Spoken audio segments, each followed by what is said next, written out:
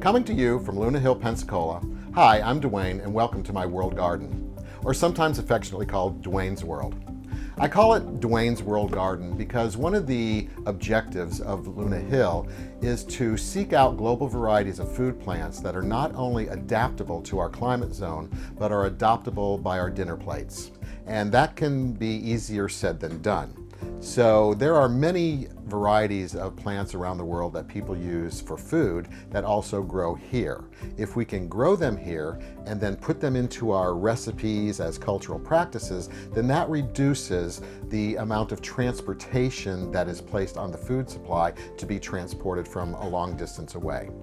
But Lunahill is really even more than just a garden. It really the design stems from a permaculture design.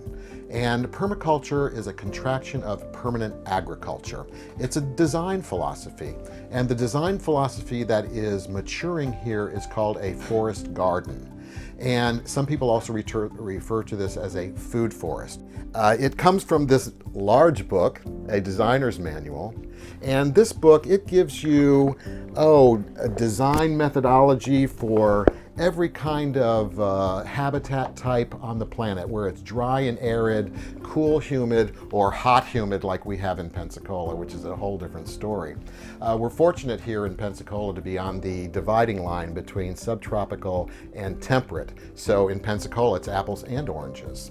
This gives us a broad variety of food plants from around the world to try to see if we can reduce our impact on the planet. When you talk about permaculture, it's not just a landscaping design, it's an ethics, it's a philosophy that's embedded in how you do things. I'm going to read just the first sentence of this very large book that really does capture what the intentions are for permaculture design. Although this book is about design, it is also about values and ethics, and above all, about a sense of personal responsibility for earth care.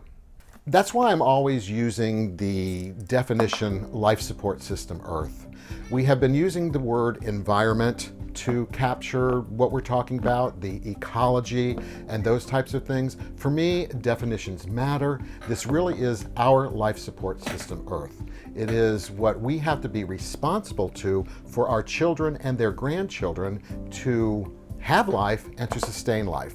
That's really where my drive is. It's a look forward into our children's grandchildren and how to design a responsible living standard and a responsible lifestyle that rests upon that sustainable and responsible living standard. While I'm doing a food forest out here under permaculture design, Lunahill is really more than that. I'm seeking out ideas, solutions for research and development into a business model. How do you create a responsible business model in a micro-localization type of environment where you're seeking to reduce those impacts on the food delivery system as well as the conduct of the business. And so as I'm putting this micro-localization business model together, I don't know where it's going to. It really is just to have ideas, play around with some things. I have a mantra that I say, have fun, create solutions, and make profits. And so, we really have to have fun in doing this because that's where the most creativity comes from.